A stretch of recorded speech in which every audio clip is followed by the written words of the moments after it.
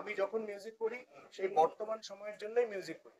আমি চাই আজকের অডিয়েন্স আজকের প্রয়োজনে আমাদের কাছে আসবে, কারণ আমরা আজকের গান গাই। আমরা সবসময় বর্তমানের গান গাই, অতীতের গান গাই না, অন্তত আমি গাই।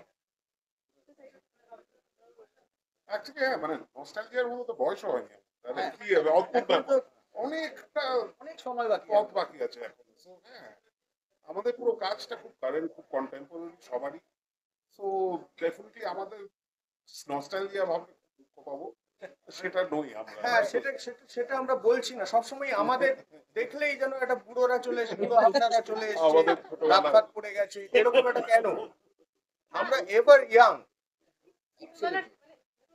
সবাই আপনারা তো একটা কিছু মুহূর্ত তো নিশ্চয়ই স্টেজে মানে যেটা আপনারা শেয়ার করতে চাইবেন। আমি শেয়ার নিশ্চয়ই করব, যখন স্টেজে উঠবো তখন শেয়ার করব। এটা আমার স্টেজ না, এখানে তো ঘাবড়ে যাচ্ছে। ফোর ব্যান্ডস ওয়ান স্টেজ, এটাও কিন্তু একটা অভিনব বিষয়। কিচ্ছু অভিনব না, এটাই তো হওয়ার কথা। কিন্তু উডস্টকেও এরকমই ছিল, একদম এটা কোনো অভিনব ব্যাপার না, এটাই তো হওয়ার কথা।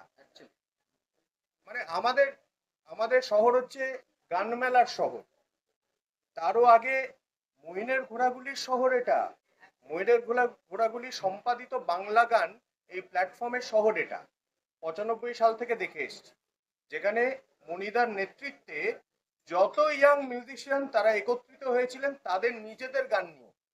সবার গান কিন্তু মইনের ঘোড়াগুলির গান নয়, এগুলো সব কোম্পানির ভুল ইয়েতে, ভুল প্যাকেজিং এ সব ছাপা পড়ে গেছে। কিন্তু তা কিন্তু নয়, উদ্দেশ্য তা ছিল না।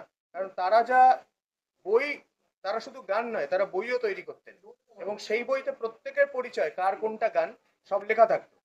মনিদা যেটা চাইতেন, তাকে আমি রাজা বলে মনে করি আমাদের, এবং তিনি সত্যিই আমাদের রাজা। তিনি চাইতেন সমস্ত ইয়াং মিউজিশিয়ানরা একসঙ্গে আসুক, তারা নিজেদের গান গাক, এবং আমাকেও তিনি স্নেহ ভরে গাইতে বলতেন।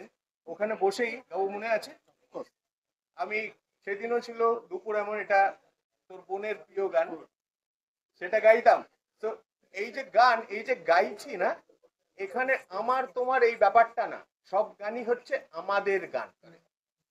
তো আমাদের গানের এই কালচারটা, এটাই সঠিক কালচার, এবং এটা একটা অভূতপূর্ব জিনিস নয়, এটাই ট্র্যাডিশন, এটা আবহমান। এই সুবিধারই কিন্তু ব্যান্ড অনেকেই তো আপনাদের সময় যে মানে এই যে সংস্কৃতিগুলো আপনারা ঢুকেছে এবং কি আপনাদের মাত্রা কি ছিল? অ্যাকচুয়ালি এখন ভয় পায় কথাটা ঠিক নয়, অনেকেই গান করে, তারা কিন্তু জাস্ট নিজেদের প্যাশন থেকে গান করে যাচ্ছে। ব্যাপারটা হচ্ছে এখন একটু গান খুঁজে নিতে হয়।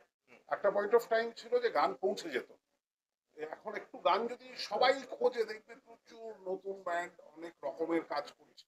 রূপম এক সময় বছরের পর বছর বাংলা রক ম্যাগাজিন করেছে, ওর বইমেলার স্টলে প্রচুর নতুন ব্যান্ডরা এসে গান করতো। এক্স্যাক্টলি, রেডিও বাংলা রক ছিল, অনেকে কাজ করছে। কোভিড এর সময় না আমরা দল ফলগুলো ভেঙে গেল, ঠিক ঠিক, এবং প্রত্যেকেই কাজে, অন্যান্য কাজে ব্যস্ত হয়ে পড়লো, কিন্তু আমরা আবার করবার আশা রাখি, এবং আমি আই এম শিওর যে আমরা সবাই একসঙ্গেই মিলে করব। হ্যাঁ, আমি তো সেটাই চাই। এবং তুই তো করছিস, আমি ছোট অলরেডি ছোট করছিস। কনসার্ট করছি এরকম নতুনদের নিয়ে, নতুন ব্যান্ডসদের নিয়ে, তো নতুন বাংলা গান যারা করছে, তো কাজ কিন্তু অনেক হচ্ছে, চারিদিকে হচ্ছে। আপনারা একটু খুঁজে নিন, প্রচুর ব্যান্ড যারা নিজেদের নতুন গান নিয়ে আসছে, মানে প্রচুর ভ্যারাইটি, জাস্ট একটু খুঁজে নিতে হবে, যেটা গাবু বললো। এবং খুঁজে নিন এবং তাদেরকে একটু মানুষের মধ্যে ছড়িয়ে দিন, এটা খুব দরকার। এবং এটা সময় যেটা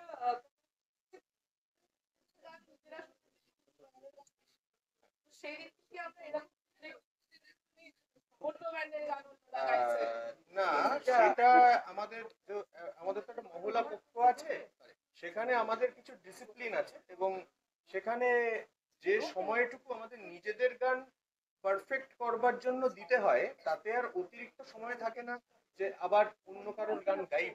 কিন্তু শোনার সময়টা সব সময় সবার গান শোনাটাই সেটাই সব থেকে মানে রিল্যাক্সেশন। কারণ নিজেদের গানের পেছনে এত খাটনি না, নিজেদের গান শুনে ওই পরিশ্রমের কথাই মনে পড়ে।